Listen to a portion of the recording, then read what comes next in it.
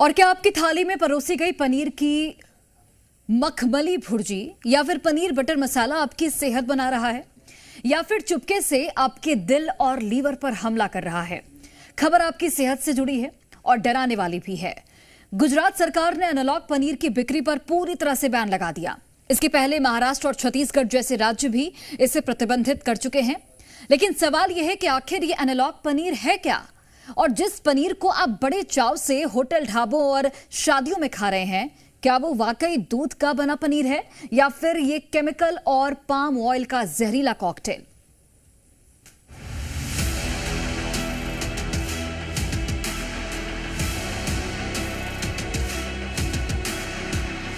गुजरात में बैन, महाराष्ट्र में बैन, छत्तीसगढ़ में भी बैन।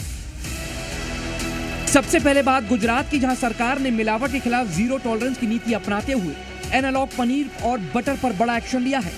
नकली और मिलावटी पदार्थों के उत्पादन, परिवहन और बिक्री पर लगाम कसने के लिए एक विशेष टास्क फोर्स का गठन किया गया है। अब एनालॉग पनीर, चीज और बटर के कारोबार से जुड़े लोगों की खैर नहीं है। आपको बताते हैं कि मिलावट के जहर पर किन किन राज्यों में शिकंजा कसा है। छत्तीसगढ़, महाराष्ट्र और गुजरात, इन 3 राज्यों में फिलहाल एनालॉग पनीर, चीज, बटर की खुली बिक्री पर पूरी तरह से बैन लगा दिया गया है। लेकिन सवाल यह है कि आखिर बाजार में मिलने वाला पनीर कितने प्रकार का होता है। ये आपको हम आसान भाषा में समझाते हैं। पहला, डेयरी पनीर, ये पूरी तरह से शुद्ध दूध से तैयार किया जाता है। दूसरा होता है टोफू, इसे सोयाबीन के दूध से बनाया जाता है जो सेहत के लिए फायदेमंद होता है। और तीसरा होता है एनालॉग पनीर, ये किसी असली दूध से नहीं बल्कि खतरनाक केमिकल और फैट से तैयार किया जाता है। चलिए अब आपको बताते हैं कि एनालॉग पनीर आपकी सेहत के लिए कितना खतरनाक है। अगर आप इसका सेवन रोजाना करते हैं तो आपकी सेहत के लिए एक धीमा जहर है। इससे दिल की बीमारियां हो सकती हैं, पाचन तंत्र पर असर पड़ सकता है और लिवर पर भी दबाव बढ़ता है। अब सवाल ये कि इस नकली पनीर के बाजार का खेल कैसे चल रहा है। होटल, रेस्टोरेंट और ढाबों पर पनीर टिक्का, बटर पनीर या कढ़ाई पनीर जैसी फेमस डिशेस में चुपचाप इसी एनालॉग पनीर का इस्तेमाल किया जा रहा है।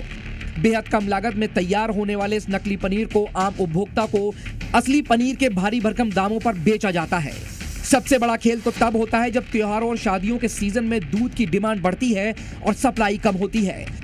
तब मिलावटखोर इसी नकली जहर की आपूर्ति बाजार में बढ़ा देते हैं। बहरहाल गुजरात सरकार और टास्क फोर्स से इस सख्त एक्शन के बाद अब मिलावटखोरों में हड़कंप मच गया है। सरकार ने साफ कर दिया है कि जनता की सेहत के साथ खिलवाड़ करने वालों को बख्शा नहीं जाएगा। लेकिन जरूरत इस बात की भी है कि आप और हम भी जागरूक रहें, क्योंकि सेहत अनमोल है। ब्यूरो रिपोर्ट, जी मीडिया।